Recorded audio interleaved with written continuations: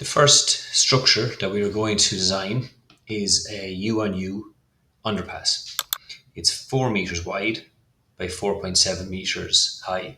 It has a 300mm roof, 300mm walls, and a 300mm base, and it has a joint and midspan. Okay, so it's a U-on-U structure, or UAN. They're called different terminologies depending on what precast you go to. Okay, so we can see here in elevation we have a lot of fill. We're talking 7.3, 7.5, and if we go back to the previous drawing, we'll see here that it goes up to 7.6. So we usually do a min and a max fill.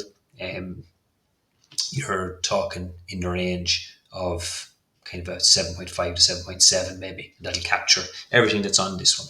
Okay, so in terms of a design, we're designing as a buried structure. We're designing it to PD 6694, and in terms of live load and because of the depth of fill, we're going to have crossovers of our wheels. So we'll be looking into that in a little bit more detail. We'll do some CAD exercises and we'll do some drawings and showing the overlap and the transverse and longitudinal overlaps of our wheels, load model 1 and load model 3, and we'll be using figures 10 and 11 for that.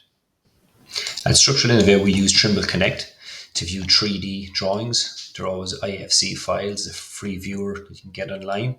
So all the drawings that we would do for the precasters are always in 3D now, just much easier to check them, much easier to view them. So you can see here, this is just a typical U-on-U. It's the same one that I put up. So we have an internal dimension of 4 meters.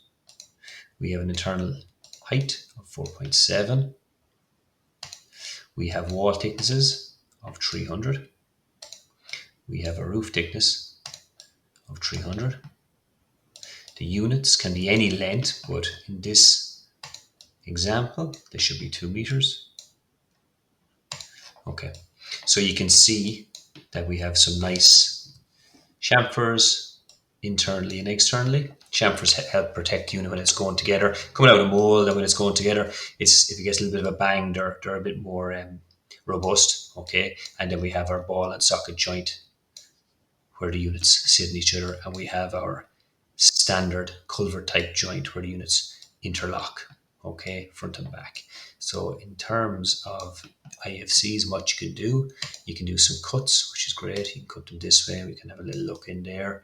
You'll see the roof and see the base. You can also cut them through. And if we had rebar in there, we'd be able to inspect the rebar. So we can have a look. We can see our ball and socket joint, how it looks. We can check the rebar when it's done. We'd also have some lifters and bits and pieces in there. Okay, so that's just a quick overview of Trimble Connect and how we check and view drawings in 3D. Okay, so the next step would be to determine exposures, covers, mix design. Okay, so this culvert, underpass, is in Ireland. So we use, and it's a road, it's under a road owned by the Transport for Infrastructure Ireland. So we use their document, which is called Design for Durability, DNSTR 03012, October 2016. I think there actually has been an update on this, okay? But if we go back to the page I was on, this document is excellent because it has some lovely figures and lovely diagrams. Really, really difficult to make a mess of this one, okay? So if we go to Appendix A and we have an underpass, kind of road over, okay?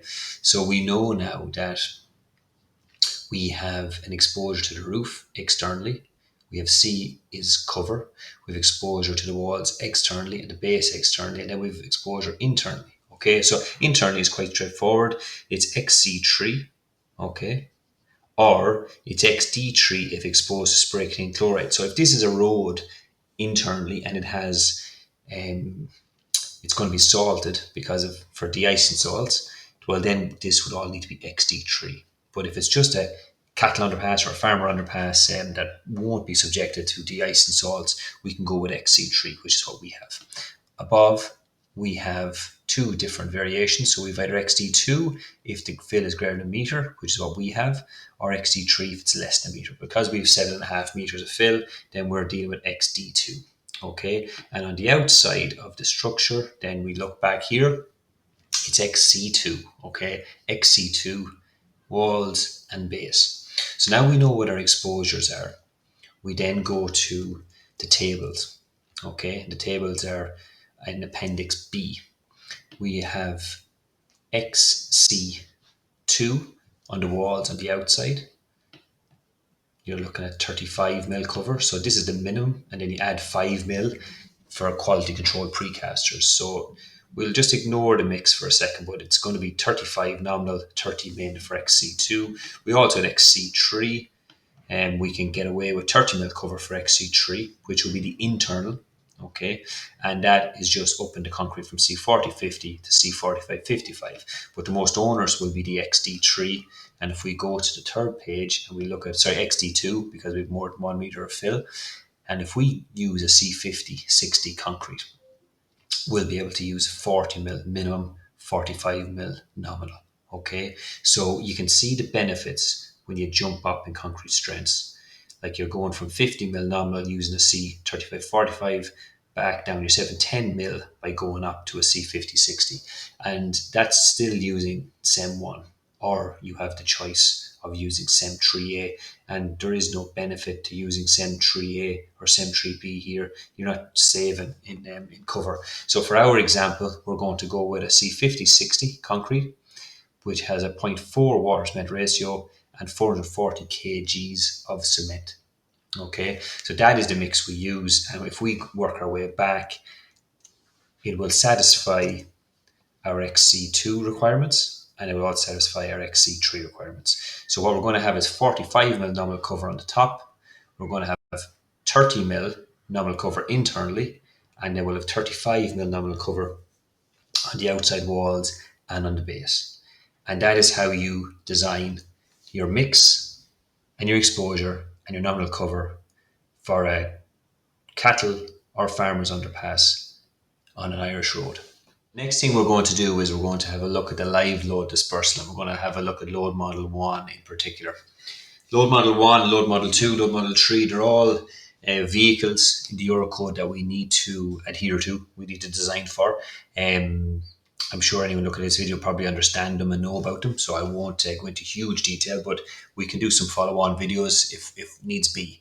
So we do know that we've about 7.5 meters of fill here, so all of these wheels are going to come into play. The longitudinal wheels obviously always come into play.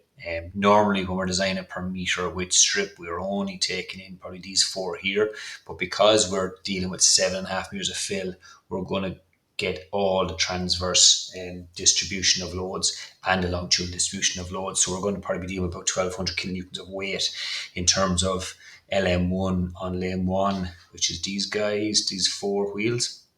That's load model 1, lane 1. This is load model 1, lane 2, and then this is load model 1, lane 3. Again, so what I was saying then, if we have a look and we look at them in the dispersal, so doing a CAD drawing to get your head around these things is always the best. We have our 150 and our 150, they're 1200 apart, and the wheel is a 400 by 400, and we disperse down to 30 degrees until we hit the top of the box. We have 7548 of fill over the box. The box will be down here, and the outside width of the box is 4.6, so it will fall within the range of the overlap. Okay, so we have an outside to outside using our 2 wheels of 10.3 meters, and then our standard single wheel on its own will disperse over 9116. And then if we look in the transverse, where it gets a bit trickier, so we have, again, as I showed, 150 and 150, which is load model 1, lane 1, 100, 100, load model 1, lane 2, and then 50 and 50 is load model 1, lane 3, and they all come into play when we are dealing with 7.5 meters of fill. If we were to look at BD 3101, which is the old documentation for designing buried structures, what BD 3101 said in simple terms was basically take all the loads, get your outside areas, and divide into it. So that's what we're going to do for this example. We're going to use 1200 kilonewtons, and we're going to divide it by 10.315 by 16. And we're getting a value of in around 7 or 8 kilonewtons. And that will come up and will be shown on our spreadsheet, which we'll have a look at next. So, as they say, a good engineer always has a good spreadsheet. So we have our U&U spreadsheet here, and the gold cells allow us to manually input the various parameters that we have on this project. So as we said already, we have a 4 meter wide internal U on U, and it's 4.7 in height. The pin is centered, so we just divide the internal height by 2. We're looking at a 1 meter itself is 2 meters. The thickness of the unit is 300 mil. We have our exposures and nominal covers, and XD2 is for 45, XC3 is for 30, and XC2 is for 35. And if we scroll down, we have a nice diagram here explaining where them covers are related to. So we have internally XC3, it's an underpass, unsalted. The roof, because we've covered greater than 1 meter, we're able to go with XT2 and reduce the cover back to 45. Now, sometimes I would make the base 45 as well, just to keep the rebar layout the same for top units and bottom units. It's handy to try and have repetition in there, especially if a roof cage was incorrectly used as a base cage, that kind of thing. Just it's a fail safe. It stops issues from happening. Back up section 2, it just shows the design standards and documentations that we're using. The main one being PD 6694. We have our section 4 is concrete materials, section 5 is reinforcement, section 6 is just a note that tables B1 through to B6 from PD 6694 are the applicable loading diagrams that we've taken for our load cases. And we get in Robot, when we open it up, you'll see that we have all our load cases, our load combinations, and then our SLS and ULS diagrams. So again, here in section 7, we go into the loadings. We have a max fill and a min fill. They're very similar, so not going to make much of a difference when you're only 100 odd mil in the difference with fill, especially at this high level. So the max fill here will govern, because usually a structure like this with a lot of load, a lot of fill, it's going to be the SLS checks, crack widths, deflections, more so crack widths, that's going to dictate the reinforcement in the unit. But if you had a unit with low fill, like 600 mil, well, then the live load would be much higher, and you'll get more point loading on the structure. But this is very much a UDL based static loaded U on U. So I'm not going to go through all these, because this video then will just get a little bit too long, but you'll be able to see that we look at self-weight, surfacing, the fills in the vertical, the fills in the horizontal. If we have some water inside, we don't. That's why we popped in 0 here. So we don't have any water pressures inside. It's an underpass. Working our way down, you'll see where we have big red text. That's where the code allows us, if the fill is greater than 2 meters, we can ignore some of these horizontal actions due to a kind of point load that would be trying to push the culvert and open it up and create these big hugging moments in the walls and the roof. So we are, with high depths of fill, we can ignore these. We still have some horizontal live load due to load model 1 and 3, which is normally 20 kPa and 30 kPa. Okay, so you'll see there's a lot of loading. There's a lot of different various loads that go into a culvert U on U design. And the last part here is just some brake and acceleration. And they're down at 0 because the fill is so high. Okay, and you'll see my load model 1, which is calculated using Excel. We're at 5. Using CAD, I think we're about 7. So there is a little bit of discrepancy there. Excel wouldn't be as precise as doing it through CAD. Just depends on the amount of loads that were taken. Small little discrepancy, we can look into that. I would look into that. If I'd seen that now, I would definitely look into the Excel spreadsheet. But for this example, I'm just going to go by. And here again for load model 3, we didn't go through load model 3 in CAD, but what we have is our load model 3 vehicle. We can see it's 165 kilonewtons, and we have 9 of them. Okay, so we have 9 of these 165s, and our U on U would be in here somewhere. Okay, so again, because the fill is so high, we're looking at something in and around 7 kilonewtons per meter of a design load. Okay, so we are now in Autodesk Robot, which is probably what a lot of our viewers have come to see. It's how you build a culvert, U on U, structure in Robot itself. Now, because this video is kind of it's long, and we're trying to keep it as snappy as we can. We will add chapters, we will add timestamps, so you'll be able to scroll to whatever part of the video you want to watch. But for this, in terms of creating the nodes, creating the elements, creating the boundaries, I will not go through that from first principles, but we can do an alternative video, an add-on video at some stage, and building it from scratch. But basically, we have our nodes in all the different locations. Obviously, we have 4 corner nodes for the outside of the unit. We have nodes for locations like where the chamfer would be, nodes where we would have 2D from the face of the support for shear, and then miscellaneous other nodes in the roof and in the walls just to get values, really. But if we go into tools and we go into dimension lines and we just check that we have our model built correctly. So we have 4.3, which it's a 4 meter internal with 300 walls. So we go from center line of wall to center line of wall, so 4.3, center line of roof to center line of base, which should be 5, internal is 4.7. So that all looks good. We can click on this bottom right little X, red X, and that brings us back to here. So what I always do is I always go and I go view and I go tables, and I turn on the nodes, I turn on the supports, and I turn on the loads. And the reason why is because in Excel, in the model, in my Excel spreadsheet, I have this built. I have this already done. So once I put in whatever my internal dimensions are, it will give me these nodes, and all I do is copy and paste. So you can see where we have 0, 0 is the first one, 4.3 by 5 is the last. That's our box. And then we have our supports along the base. So we have our spring supports. We'd have springs at the edge, we'd have springs at the wall face, then we have springs at 1D, 2D, and then these are the middle ones, okay? So all of this makes sense when you're building a model.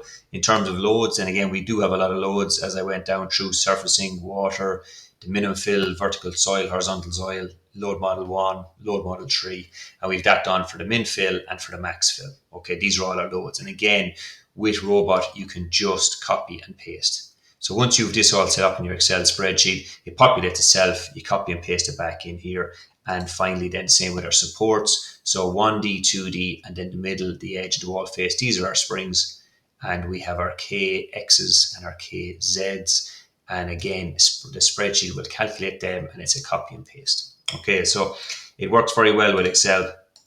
And once it's all built, the nodes are there and all these little line models are added, we just go to geometry, go to releases, and we pop in a moment release here where the joint would be. The only difference between a U on U and a box culvert is this joint. So if we wanted to model this as a box culvert, we remove our hinges. Just get rid of them. Just delete them up here. That's it. Okay, so that's our hinges. If we turn on the 3D view, we can see the culvert, what it looks like in 3D. We haven't modeled in the haunches because they're only 100 by 100, but we have put a node where they will go. Okay, so when we're looking for moments, obviously the sag in the roof, we take it in on the underside of the roof slab. The hog in the roof is taken at the chamfer, and the hog in the wall is taken usually over here. So earlier on, I was discussing these horizontal loads. So the traction and braking will put a push force into the corner of the culvert, and it will give an opening moment here. Okay, so the more fill we have, the less these opening moments are. The less fill we have, the bigger these opening moments are. Okay, so that's what I was just explaining earlier on in the video. Is there anything else I need to show you here before we go into analysis? We have, okay, in terms of, you want to see the loads, you can turn on these 2 buttons. So the 1, 2, 3 button brings up the load values, and this guy here brings up the symbols. Okay, and then we just use our drop down menu here. What we have then is we have our surfacing, we have our water, which we don't have any, so it should be, we can turn off the water, and we don't need any water there. So this is a good example. Okay, so if we go into water, we don't need it, shouldn't be there. We go into loads, and water is highlighted. Okay, and all we do is literally hide it, treat them, press the delete button. It asks me, do I want to delete? Yes, I do. Gone. Go back into the view, and then under, just turn back on. Yep, the buttons are turned on. So we don't have to now. We can scroll up and down, use the arrow keys. So here's water, it should be gone, 0. Yeah, exactly. Use the arrow keys, then we have the soil vertical, we have our soil horizontal, left hand side, right hand side, load model 1, Horizontal load due to load model 1, left. No line load because we have such high fill. No braking, such high fill. And then we were at 20 again on the right hand side. So we can scroll up and down through them using the arrow key, but everything looks in order. Okay, so I'm going to turn these off. I'm going to hit the calculate button to calculate the results. It's very quick, just takes a couple of seconds. And then use the drop down here. So we're in structure, we want to go to results. We want to go to the results button. Our results pop up and our little menu pops up here. Okay, so what we want to do is we'll turn on the moment first of all. We will go into parameters, usually text, all, and filled. That's the way I look at them. People have different ways. If we go back here and hit normalize button, then we get a little bit more of what it should look like. So a good check to do is obviously we're looking at we've 0 moment at the pin, which we do. We would normally have a similar moment in the roof and in the slab. So it looks okay. It looks like the spring supports and it's modeled correctly. Right. So we have all our different load cases. We have all our loads and our load cases. So the B1, the B2s, the B3s, these are all from PD 6694. Okay. And then we have our max fills and the same thing. So within this model, we have our min fill and our max fill designs. And for example, the quasi-permanent, so for checking cracks, we would use our quasi-permanent, and that's max fill. So again, as I said, if you look here, we have 287 kilometer meters due to the max fill, and if we look at the minimum fill, it's reduced back to 284. So as I said, very, very little for 100 mil, and it will always be the quasi-permanent. It's going to dictate this guy in terms of the design, I would imagine. Okay, so we can have a look at the ULS envelope, and we have 461. Normalized there, and you can see here that the 461 will be the max moment in the roof. That will be the point chamfer. Sometimes the demands don't come up where you want them to come up. Sometimes come up in here. So a good way of doing this is if we just select the roof like so, okay, and then we go into view and we go into display, and then we just click on this guy here, and it just shows the roof. Okay, now I know that this 461 and this 673 is probably going to be in the maximum fill, and it probably should be in the B4s. Okay, so 673, we're just going to look for 673.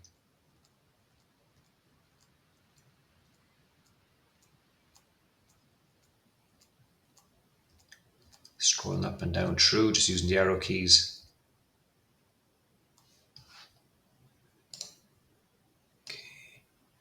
I was in the B1s, min fill, max fill, max fill, B1, max fill, we're looking for 673. Here we go, there we go. Okay, so again, here we have 536 would be the moment at the chamfer.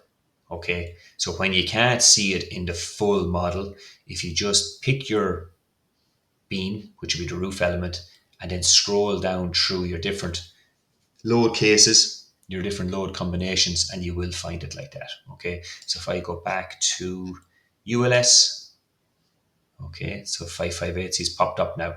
It's strange, and you can't get rid of the decimal. Well, I'm sure you can somewhere, but it would be nice to get rid of decimal points, and it would be nice to be able to see the values in different locations. So if we click on the ULS envelope and I go back into view and display and get rid of this, and everything will come up again. Okay, and that will be the moment. And then for shear, we'd have our shear force diagram here. Okay, so again, shear is we take it out of the roof, we take it from the wall, take it from the base, and we always go deep past the support or 2 deep past the support. And in a nutshell, that's the ULS bend and moment diagram, shear force diagram, and the QP quasi-permanent bend and moment diagrams. And they are the diagrams that we'll bring back in to our spreadsheet that we were just looking at. We bring all that back in, and then we start designing the reinforced sections, standard reinforced section roof, walls and base. And we pop in our rebar, we pop in our links, and we make sure that the capacity of the section exceeds the demands that are on it for ULS and SLS checks. Okay, and that concludes our video. Many thanks for watching.